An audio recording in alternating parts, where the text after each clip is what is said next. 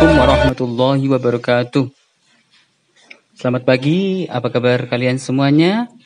Alhamdulillah, mudah-mudahan kalian semuanya dalam keadaan sehat walafiat, tetap semangat, tetap sehat, dan luar biasa. Alhamdulillah. Anak-anakku yang soleh dan solihah, berjumpa kembali dalam pelajaran pendidikan agama Islam. Namun, sebelumnya, marilah kita mulai dulu pelajaran pada pagi hari ini dengan berdoa. Mari kita berdoa bersama-sama. Bismillahirrahmanirrahim. Raditu billahi rabba wa bil islami dina wa bi Muhammadin nabiyya wa rasula. Rabbi zidni ilma warzuqni fahma. Amin ya rabbal alamin. Alhamdulillah, anak-anak yang soleh dan solihah.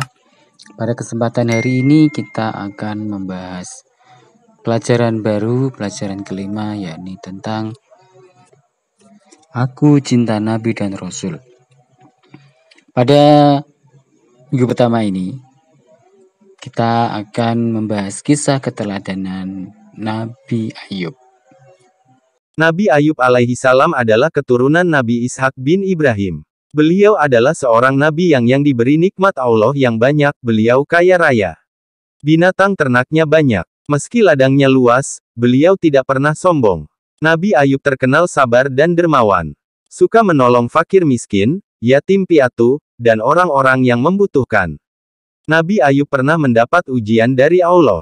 Hartanya yang banyak hari demi hari berkurang hingga habis sehingga ia jatuh miskin. Walaupun miskin, ia tidak mengemis, imannya tidak goyah karena ia ingat bahwa ketika lahir ke dunia pun tidak mempunyai apa-apa. Harta datang dari Allah dan kembalinya pun manusia karena Allah. Karena imannya kuat, setan tak mampu menggodanya. Kaya atau miskin merupakan ujian bagi manusia. Nabi Ayub, baik ketika kaya raya atau ketika miskin senantiasa taat kepada Allah, selalu bersyukur. Bahkan ketika ia jatuh miskin, harta yang ada selalu ia sedekahkan. Ia yakin bahwa orang miskin yang bersedekah lebih mulia di sisi Allah. Sebaliknya, orang kaya yang kikir adalah yang paling hina di sisi Allah. Kemudian, Nabi Ayub diuji dengan penyakit kulit, bisul, panas, dan gatal sehingga orang-orang menjauhinya.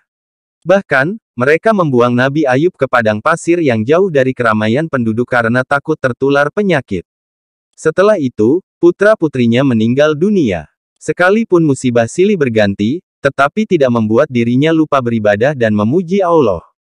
Nabi Ayub diberi cobaan oleh Allah seperti itu selama 18 tahun. Namun, luar biasanya, selama itu juga Nabi Ayub tidak pernah sekalipun mengeluh atau mengadu kepada Allah. Dia terus bersyukur dan bersabar, tapi tetap berikhtiar, dengan cara tetap berobat dan beribadah. Di pinggiran negeri, Nabi Ayub hanya tinggal berdua bersama istrinya. Istri Nabi Ayub memang bisa dijadikan contoh yang baik. Dirinya tidak peduli dengan kondisi suaminya yang berpenyakitan, bangkrut, hingga jatuh miskin. Ia tetap setia menemani Nabi Ayub, mengurus keperluannya, bahkan pergi mencari nafkah. Setelah 20 tahun, Nabi Ayub berdoa kepada Allah. Beliau berdoa dengan bahasa yang sopan dan santun kepada Allah. Wahai Tuhanku, Penciptaku, Pemilikku, sesungguhnya aku sedang ditimpakan penyakit. Dan Engkaulah Zat yang Maha Penyayang. Doa Nabi Ayub ini menunjukkan bagaimana dirinya ikhlas atas apa yang akan diberikan Allah nantinya. Entah akan disembuhkan atau tidak, Nabi Ayub tetap akan ikhlas dan sabar dalam menerima ketentuan Allah. Setelah melewati 20 tahun cobaan, di usia 71 tahun, dimunculkan oleh Allah di bawah tempat tidur Nabi Ayub berupa mata air. Dikisahkan juga bahwa Allah memerintahkan Nabi Ayub untuk menghentakkan kakinya ke tanah sehingga muncul mata air dari tempat hentakan itu. Dari mata air itulah Allah memerintahkan Nabi Ayub untuk mandi dengan air itu. Setelah mandi dengan air tersebut, Nabi Ayub menemukan bahwa tubuhnya sembuh dan bahkan kondisi fisiknya menjadi lebih baik daripada 20 tahun yang lalu. Kemudian Allah mengirimkan berita kepada masyarakat di negeri tersebut bahwa Nabi Ayub sudah sembuh. Kemudian dikisahkan bahwa Allah menyuruh Nabi Ayub untuk berjalan keluar sehingga masyarakat dapat melihat bahwa Nabi Ayub benar-benar sudah sembuh. Besoknya, masyarakat di seluruh negeri datang membawakan Nabi Ayub hadiah. Saking banyaknya hadiah yang diterima oleh Nabi Ayub, Dikatakan bahwa saat itu juga kekayaan Nabi Ayub menjadi 2 kali lipat lebih banyak dibandingkan 20 tahun yang lalu, dan juga mempunyai anak-anak yang soleh dan solehah. Demikian kisah keteladanan Nabi Ayub, tidak ada yang mustahil bagi Allah. Hanya perlu keimanan, yakin kepada Allah, dan sabar sebagai pegangan hidup kita. Keteladanan yang dapat diambil dari kisah Nabi Ayub adalah dermawan, suka membantu orang yang membutuhkan. Sabar dalam menghadapi ujian dan cobaan dari Allah.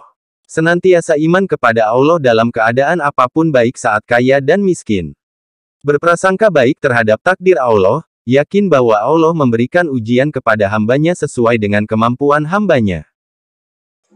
Nah, demikian anak-anak kisah keteladanan Nabi Ayub. Mudah-mudahan kita bisa mengambil hikmah dari keteladanan Nabi Ayub. Marilah kita akhiri perjumpaan kita dengan bacaan hamdalah. Alhamdulillahirabbil alamin. Akhirul kalam wallahul muwaffiq ila aqwamit thoriq. Wassalamualaikum warahmatullahi wabarakatuh.